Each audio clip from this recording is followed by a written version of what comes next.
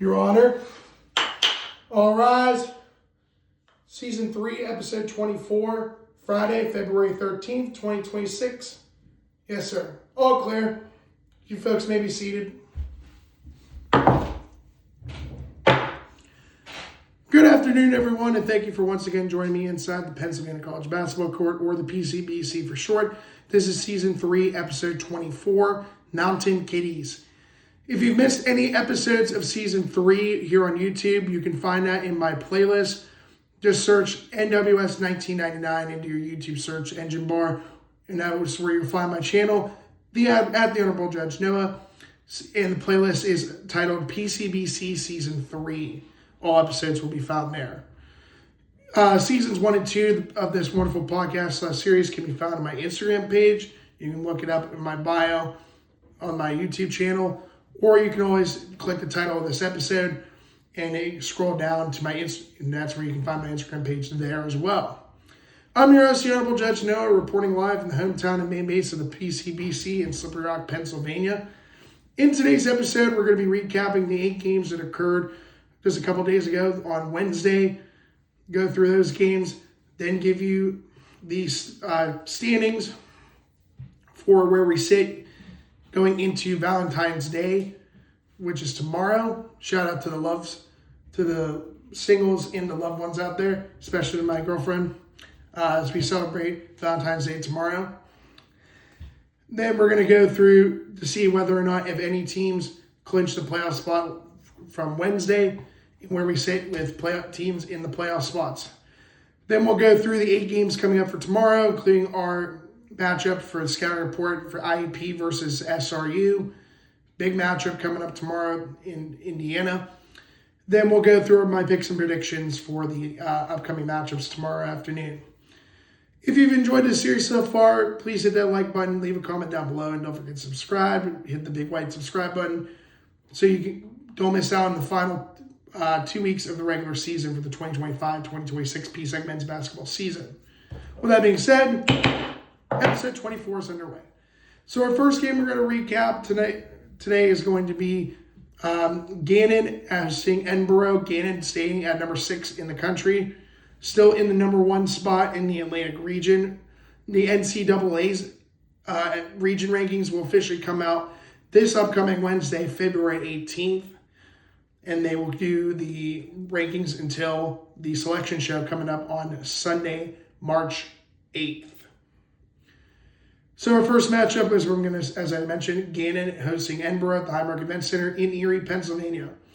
In the first half, Edinburgh outscored Ganon surprisingly 47-46 before Ganon dismantled Edinburgh in the second half 65-26. Ganon ended up winning this game 111-73. Ganon improves to 21-2 with a 14-1 record in conference play. Edinburgh drops to 11-11 with a 7-8 record in conference play. Also, I'm trying something different today. No laptop for the first time this season. We just got our brand new computer and monitor, so we're good to go from there.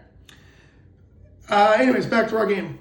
Kyle Reynolds is my player of the game for Edinburgh. 32 minutes, went 7-10 from the field, 1 of 3 from three-point range, 4 of 5 from the free throw line, 2 rebounds, 1 assist, and 1 steal for 19 points. And Rowan Carmichael in 31 minutes had 4 rebounds, 2 assists for 16 points. In the first half, Edinburgh shot 64% from the field, 55.6% from three-point range, and 76.9% from the free throw line. Second half shot 37.9% from the floor, 16.7% from three-point range, and 40% from the free throw line. Overall, the Fighting Scots of Penn West Edinburgh shot 50% from the field, 33.3% from three-point range, and 66.7% from the free throw line. No technical fouls assessed to Edinburgh. For Ganon, my player of the game goes to Pace Prosser, who arguably had his best performance of the season. It only took him 23 games.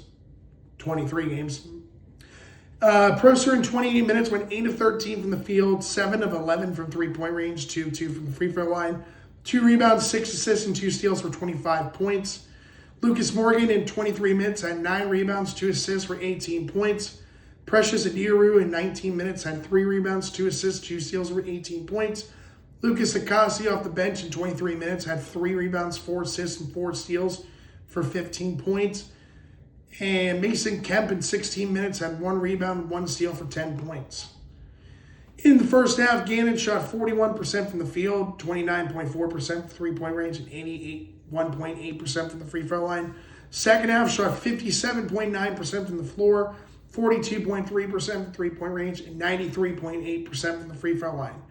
Overall, the Golden Knights of Ganon shot 49.4% from the field, 35.5% from three-point range, and 88.9% from the free throw line. No technical fouls, assists, and Ganon. So got that game correct. Moving on to our next game, an upset at the Keystone Arena. This was the only game out of the 8 I got incorrect, so ended up getting 7 out of 8 games correct on Wednesday. In the first half, Kutztown outscored Shippensburg 40-33. Second half, Shippensburg outscored Kutztown 33-32, but it was not meant to be, as Kutztown pulls off an upset over Shippensburg. 72-66. Kutztown improves to 6-15 with a 3-13 record in conference play. Shippensburg drops to 12-12 with a 7-10 record in conference play. For Shippensburg, my player of the game goes to Jaden Smith. Actually, no Marcus Frank in this game. That would explain why they probably lost this game. Jaden Smith in 34 minutes went 7-12 from the field, 1-3 from three-point range, 7-7 from the free throw line, 2 assists for 22 points. Timmy Connor in 28 minutes had 3 rebounds, 1 block, and 1 steal for 13 points. And Trey Martin in 28 minutes had 6 rebounds, 1 assist for 10 points. In the first half, Shippensburg shot 41.4% from the field, 50% from three-point range, and 75% from the free throw line. Second half, shot 42.9% from the floor, 16.7% from three-point range, and 80% from the free throw line. Overall, the Raiders of Shippensburg shot 42.1% from the field, 38.9% from three-point range, and 80% from the free throw line. 38.9% from three-point range, 78.6% from the free throw line. My apologies there. For Kutztown, my player of the game goes to Jordan Nakoa Abisolo. He was one of 2 Kutztown Golden Bears that had double-double. For Abisolo, in 36 minutes, went 7-19 from the field, 1-4 from three-point range, 0-1 from the free throw line, 10 rebounds, 1 assist, and 2 steals for 15 points. Kid Prezik in 36 minutes had 4 rebounds, 1 assist for 14 points. Josh McCoy was the other Golden Bear that had double. 35 minutes with 12 rebounds, 2 assists, and 2 steals for 14 points. Amon Folquez in 26 minutes had 1 rebound, 3 assists, and 2 steals for 10 points. And Brandon Gaines off the bench in 23 minutes had 2 rebounds and 1 block for 10 points. In the first half, Kutztown shot 55.2% from the field, 57.1% from three-point range, and 80% from the free throw line. Second half, shot 40% from the floor, 42.9% from three-point range, and 62.5% from the free throw line. Overall, the Golden Bears of Kutztown shot 47.5% from the field, 50% from three-point range, and 69.2% from the free throw line. No technical fouls assessed at Kutztown, and no technical fouls also to Shippensburg. Moving on to our next game, Bloomsburg and Westchester at the Hollinger Fieldhouse. In the first half, Westchester outscored Bloomsburg 48-27. Westchester in the second half outscored Bloomsburg 40-32. The Golden Rams cruised to a 29-point win, 88-59 over Bloomsburg. The Golden Rams improved 18-6 with a 12-5 record in conference play. Bloomsburg drops to 6-17 with a 3-14 record in conference play.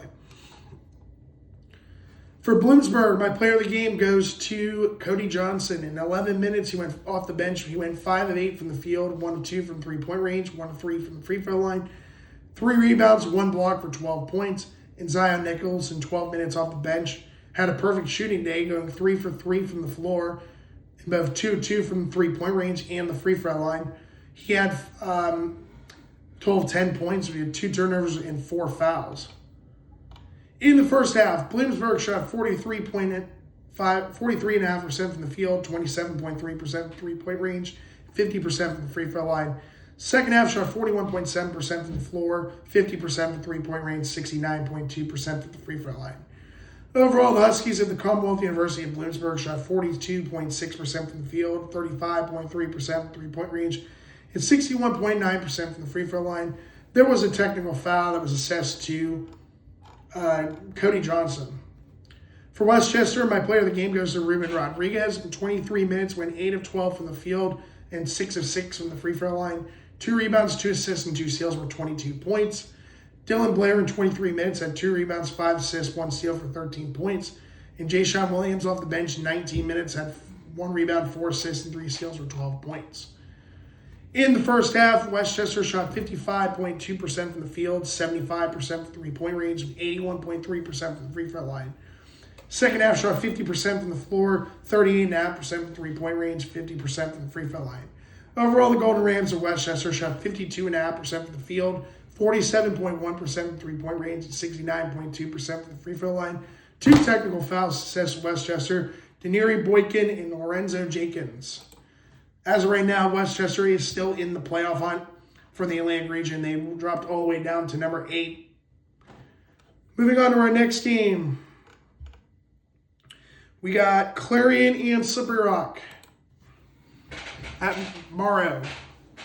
In the first half, Slippery Rock outscored Clarion 42-35. Second half, Clarion outscored Slippery Rock 43-38. Slippery Rock held on by a nail biter, winning 80-78 thanks to Brady Mayo's buzzer beater. Actually, no, there was about 4 seconds left. Slippery Rock nearly blew a 20-point lead in this game. They were up 69-49 at one point in this game before Clarion took the lead late with a pair of free throws from Aiden Cunningham, and then Slippery Rock's freshman Brady Mayo hit the game winner with 4.7 seconds left before sealing with a game-winning steal. For Clarion, my player of the game goes to Trey Nelson. In 36 minutes, he went 9 of 12 from the field, 1 of 3 from three-point range, 1 of 1 from the free throw line. Very close to a triple-double. He had 1 rebound, 10 assists, 1 block, and 7 steals for 20 points. Aiden Cunningham, speaking of which, in 23 minutes off the bench, went 6 of 11 from the field, 3 of 6 from three-point range, 2 of 2 from the free throw line, 6 rebounds and 1 steal for 17 points. Gavin Cody, in 27 minutes, had 3 rebounds, 2 assists for 14 points. And Kendon Peebles, 22 minutes, had 3 rebounds, 1 assist for 14 points. Michael Moore, in his return to Slippery Rock, in 19 minutes, he had 2 points with 5 rebounds, 1 block, and 1 steal. Not terrible, but not great. In the first half, Clarion shot 43.8% from the field, 30.8% from three-point range, and 75% from the free throw line. Second half shot 42.9% from the floor, 37.5% from three-point range, 77.8% from the free throw line. Overall, the Golden Eagles of Penn West Clarion shot 43.3% from the field, 34.5% from three-point range, 76.9% from the free throw line. For Slippery Rock, my player of the game goes to Kerwin Prince. In 29 minutes, had a double-double, going 5 of 9 from the field and 7 of 9 from the free throw line. 10 rebounds for 17 points. Freshman hero Brady Mayo, in 34 minutes, had 4 rebounds, 4 assists, and 4 steals for 15 points. He will be gladly thanked by IUP fans. We'll talk about why when we get to them. Isaac James, in 27 minutes, had 5 rebounds, 1 assist for 14 points. And Dave Gibner, in 31 minutes, had 7 rebounds, 5 assists for 13 points. In the first half, Slippery Rock shot 57.1% from the field, 50% from three-point range, 75% from the free throw line. Second half shot 53.6% from the floor, 42.9% from three-point range, 50% from the free throw line.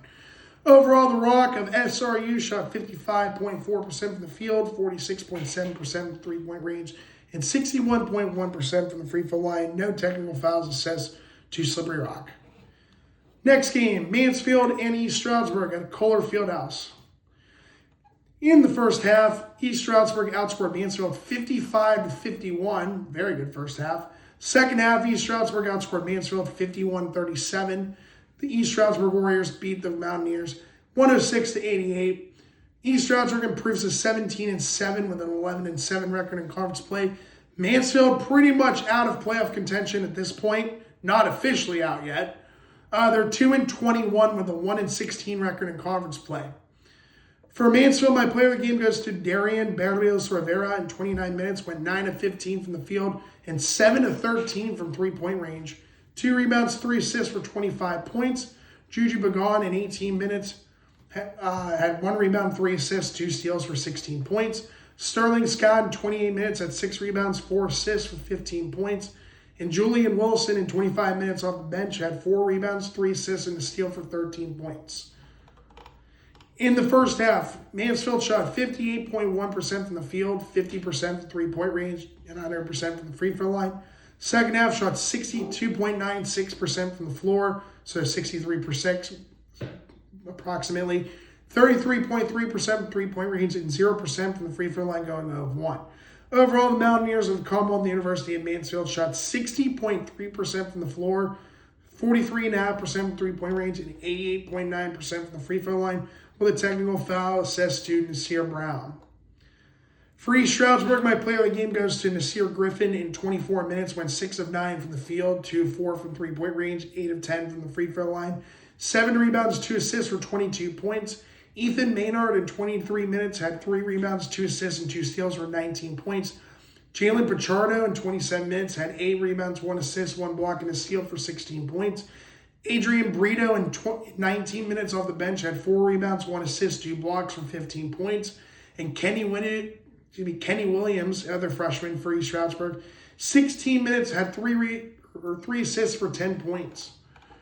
In the first half, East Stroudsburg shot 55.3% from the field, 33.3% from three-point range, and 80% from the free throw line. Second half shot 48.7% from the floor, 29.4% from three-point range, and 61.5% from the free throw line.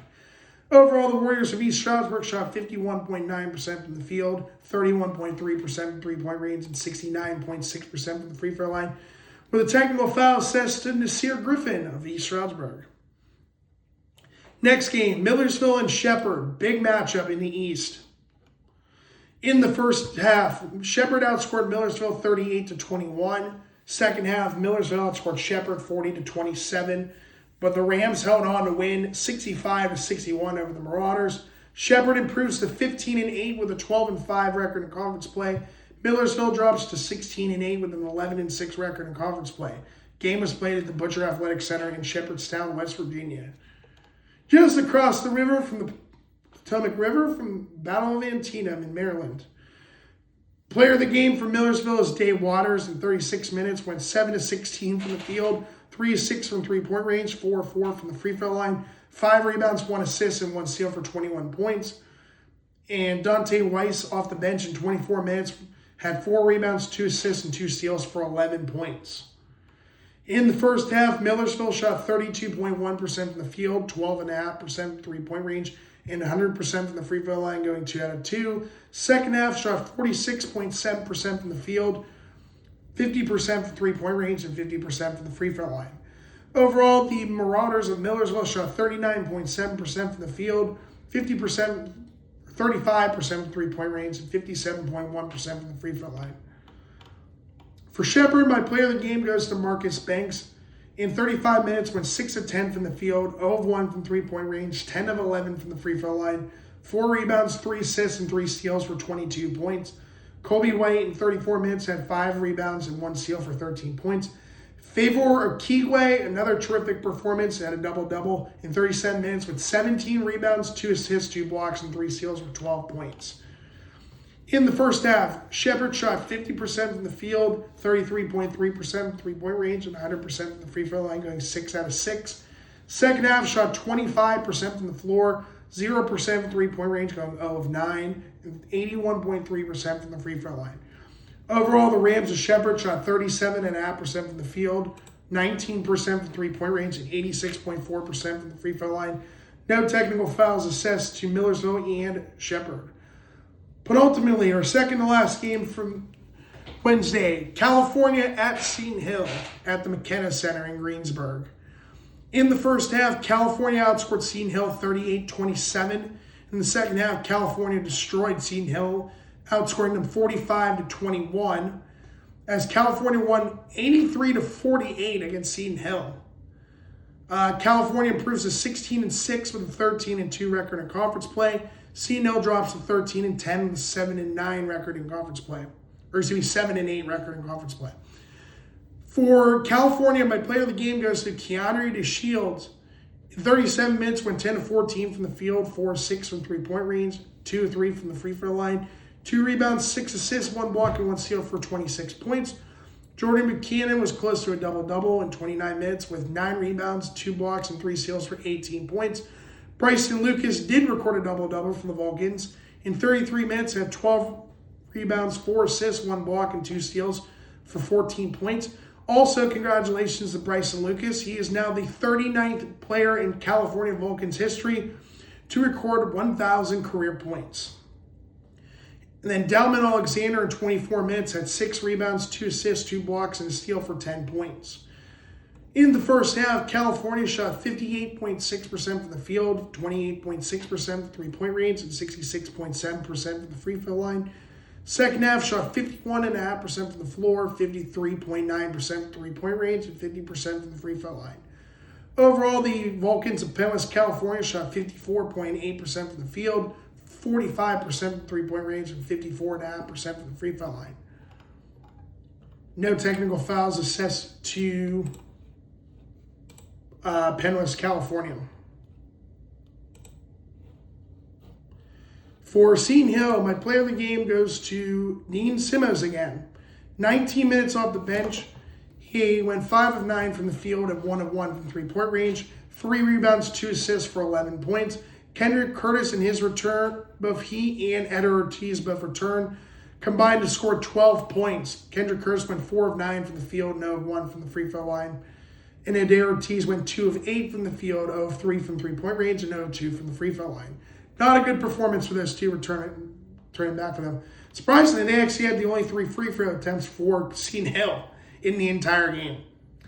Anyways, for Seton Hill, in the first half, they shot 40% from the field, 33.3% from three-point range, and 0% from the free throw line, going 0 of 2. Second half shot 27.8% from the floor, 8.3% from three-point range, and 0% from the free throw line, going 0 of 1. Overall, the Griffins of Seton Hill shot 33.3% from the field, 19% from three-point range, and 0% from the free throw line, going 0 of 3. Yeah, not a good performance for Seton Hill.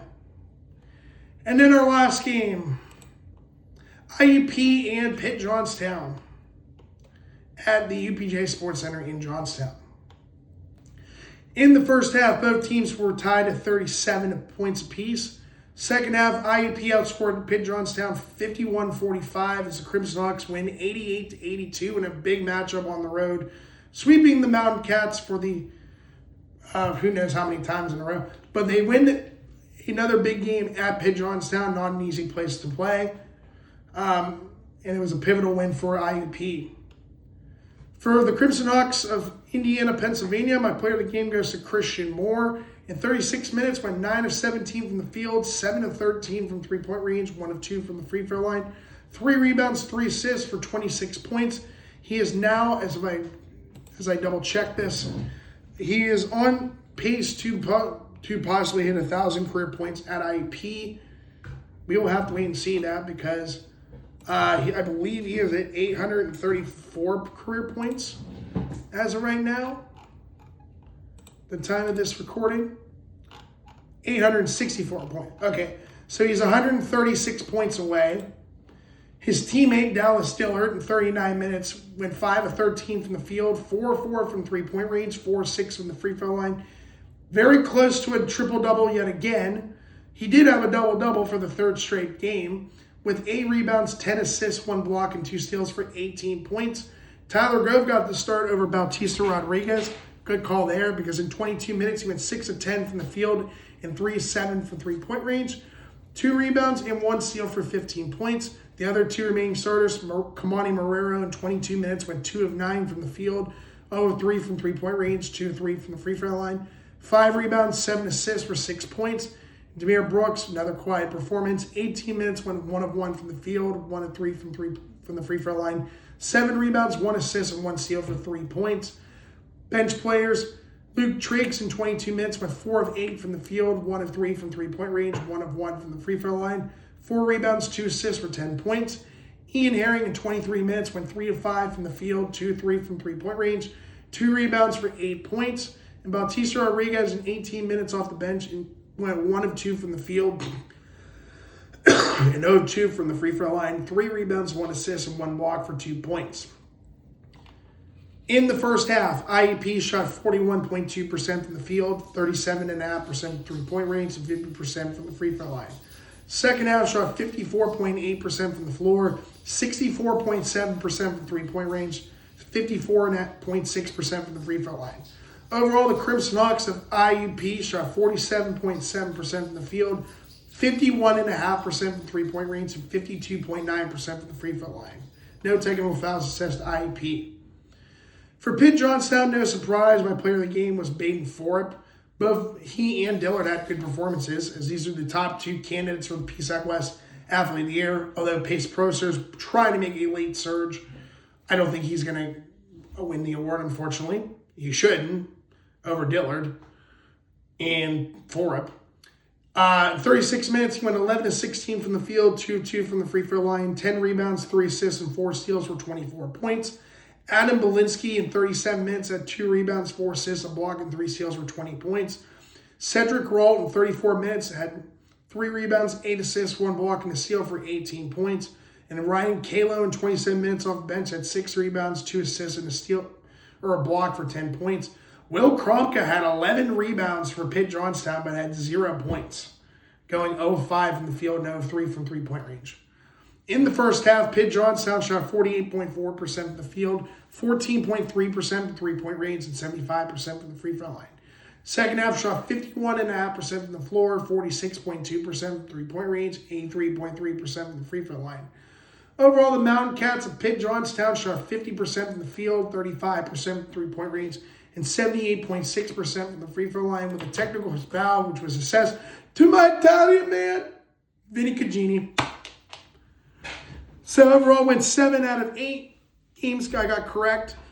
As we now approach the final 40 projected scheduled regular season games of the season, I've got 185 out of 251 games correct, 73.7%. I only need 19 more games to get correct in order to reach the 70% plateau for the regular season, as I did the math on that last night. Now, on to the standings. In first place in the East is Westchester. They're 12-5 in conference play, 18-6 overall on a one-game winning streak. They are the only team that will not be playing tomorrow, as their next matchup will be at Shepherd in a pivotal matchup. Top 2 teams in the possibly in the PSAC East coming up next Wednesday at the Butcher Athletic Center. Second place is Shepherd. They're 11-5 in conference play, 15-8 overall on a 6-game winning streak. Third place is East Stroudsburg. They're 11-6 in conference play, 17-7 overall on a 1-game winning streak. Fourth place is Millersville. They're 11-6 in conference play, 16-8 overall on a 1-game losing streak. Fifth place is still Shippensburg. They're 7-10 in conference play, 12-12 overall on a 1-game losing streak. Sixth place is Lock Haven. They're 5-11 in conference play, 9-14 overall on a 2-game winning streak. Seventh place is Bloomsburg. They're 3-13 in conference play, 6-17 overall on a 2-game losing streak. Eighth place is Kutztown. They're 3-13 in conference play, 6-15 overall on a 1-game winning streak. And dead last is Mansfield, with a 1-16 record in conference play, 2-21 overall on a 4-game losing streak. If they lose tomorrow at home against Shepherd, they are out of playoff contention. They will be eliminated from making the PSAC men's basketball tournament. And I have a really good one this year for teams that don't make it. Going to the West, in first place, no surprise, it's Ganon. They're 14-1 in conference play, 21-2 overall on an 8-game winning streak. Second place is California with a 13-2 record in conference play, 16-6 overall on a 1-game winning streak. And for the 9th consecutive season, ladies and gentlemen, the Penn West California Vulcans have officially clinched a berth into the 2026 PSAC men's basketball tournament.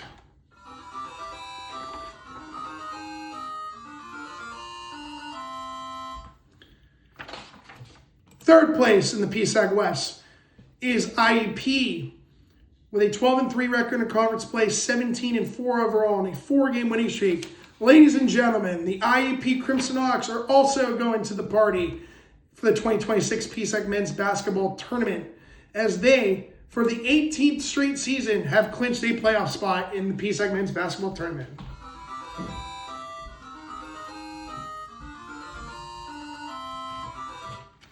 All right, congratulations to both IUP and California for both officially entering the PSAC men's basketball tournament.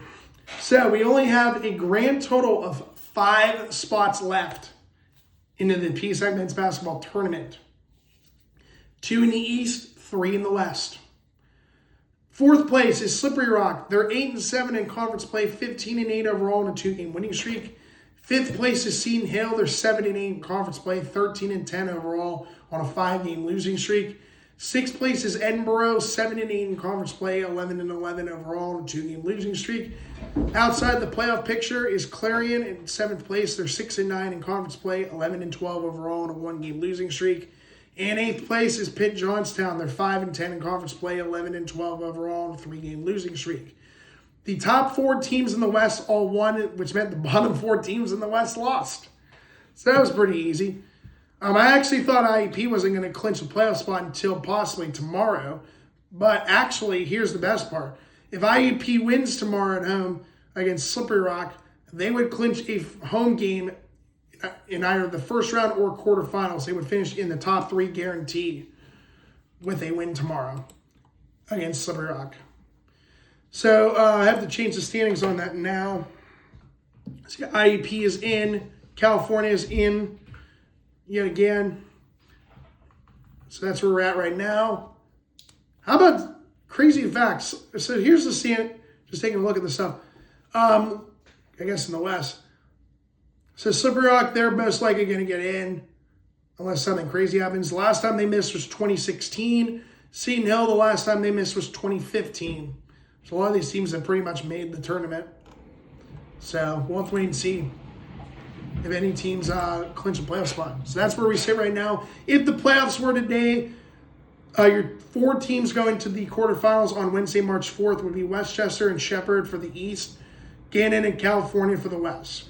First round matchups on Monday, March 2nd would be the 3-6 matchup would be East Stroudsburg hosting Lock Haven. And then Millersville, 4 seed, would host number 5 seed Shippensburg.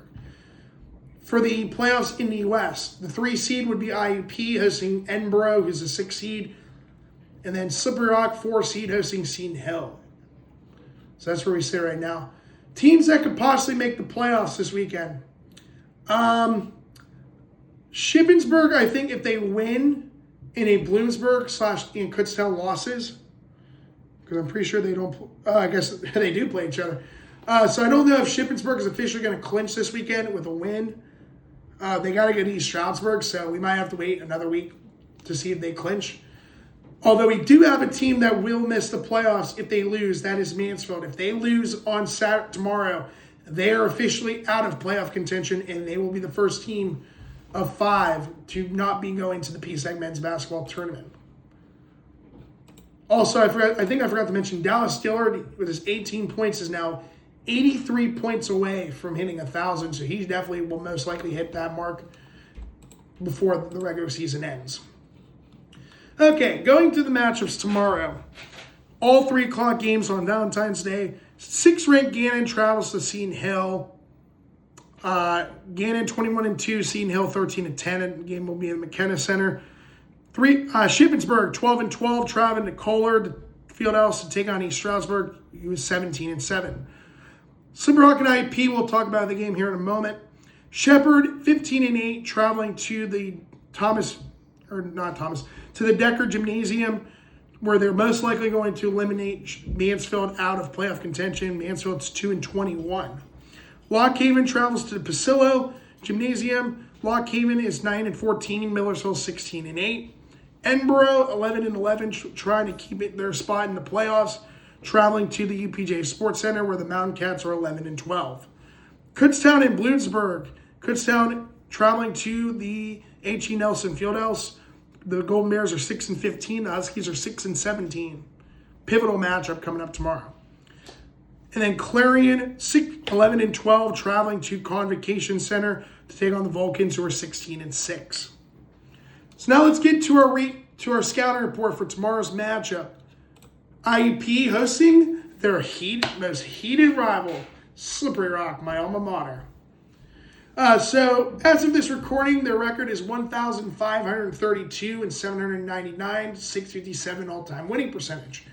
Lombardi's totals, he is 2 wins away from 450. He's 448 and 141 all-time, 278 and 80 in PSAC conference games.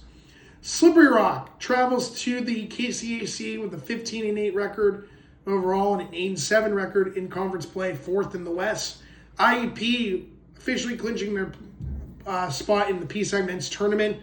Currently holds the 3 seed from the rankings I looked at the other day in the Atlantic region. 17 and 4 overall, 12 and 3 in conference play, 3rd in the West. They are near the top 25. A win could put them in the top 25 for the second time this season.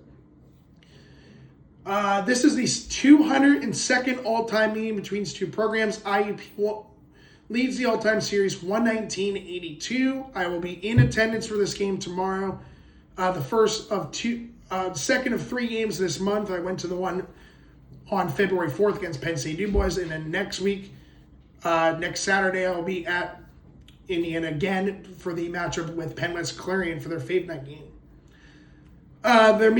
Last time these two teams met, between the time of last time these two teams met to the game tomorrow, that was 31 days exactly 1 month ago. IUP won 89-73 at the Mario Fieldhouse. Game is for tomorrow. Date tomorrow, February 14th, 2026. No love will be lost there, so it's going to be a good matchup. 3 p.m. Eastern at the KCAC in Indiana. Last time these two teams met at the KCAC, Slippery Rock won. It was their first time they had won in my lifetime. It was the first time they had won in Indiana since 1992. So IUP definitely wanting revenge for last year's loss at home against the Rock. The travel time between Mario Fieldhouse and the KCAC, 64 miles or almost 103 kilometers, 102.99 to be exact, about a 1 hour and 22 minute drive. On to the 7 key elements of the Honorable Judge knows fundamentals of basketball. Points per game. Category win goes to IUP. They're averaging almost 6 more points per game than Slippery Rock is, averaging 85.5 points per game. They're number 4 in the conference. Slippery Rock is 10th at 79.7. Defensive points per game allowed. Category win goes to IUP again. Tied for second in the conference with Millersville in points per game allowed at 72.5. Slippery Rock is 9th in the conference at 76.9. Field goal percentage is pretty decent. Category win goes to IUP, 48.3% from the field, 4th in the conference. Slippery Rock's 46.9, that's 8th. 3-point field goal percentage, IUP automatic winner. They're number 1 in the conference in 3-point shooting at 38%, nearly 1 full percent more than the next closest team. Slippery Rock is 10th at 33.5%, which is actually surprising because they're usually one of the worst teams in 3-point shooting. Free throw percentage, IUP dropped it a little bit. They're now tied for 5th in the conference with Lock Haven at 72.6%. Slippery Rock's 10th at 69.8%. Category win goes to IUP. If they had Dave Waters on their roster, they're probably a lot higher on the list. But unfortunately, he's in Millersville now. Rebounding, this is the only category Slippery Rock won. And they're tied for second with Westchester in rebounding at 39.7 rebounds per game. IUP number 10 at 37.1. And then assist to turnover ratio, another automatic win because IUP now is the number 1 team in assist to turnover ratio at 1.47 assists per turnover. Slippery Rock is second to last in the conference at 0.80 assists per turnover. That's 16th overall in the PSAC. So SRU is definitely not when IUP won that category pretty easily. So IUP very much favored in this matchup yet again. They won 6 out of the 7 categories for my 7 key elements. So my top 3 scorers for IUP, no changes needed again. Number 1 scorer is number 5, Dallas Dillard. Should be still pretty much in cruise control mode to win PSAC West Athlete of the Year. Averaging 20.5 points, 6.4 rebounds per game. Actually, what the heck just happened? His number, Oops, I forgot to put a number there.